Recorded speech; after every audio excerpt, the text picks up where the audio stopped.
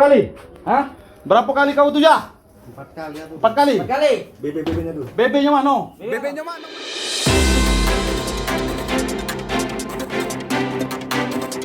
Audio Jungle.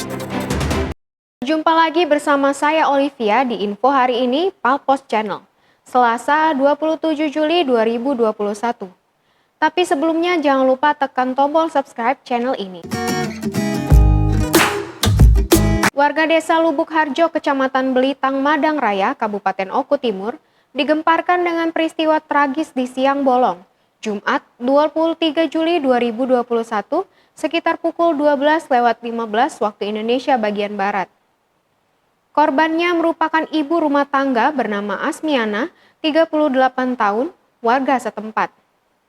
Kapolres Oku Timur AKBP Dalizon didampingi Kasat Reskrim AKP Apromiko melalui Kasih Humas Ibtu Edi Arianto mengatakan pihaknya berhasil membekuk pelaku yang menghabisi korban tak lebih dari 1 kali 24 jam.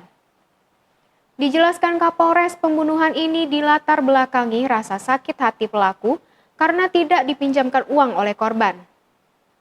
Masih menurut Kapolres, tersangka yakni Kliwon, 24 tahun, warga desa Tugu Harum, Kecamatan Belitang, Madang Raya, Kabupaten Oku Timur.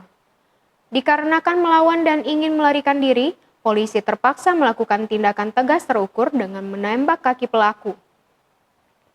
Kini Kliwon dan beberapa barang bukti hasil kejahatannya berupa 1 buah gunting, staples, dan senjata tajam jenis pisau bergagang coklat yang digunakan menghabisi korban sudah diamankan di Mapolres Oku Timur.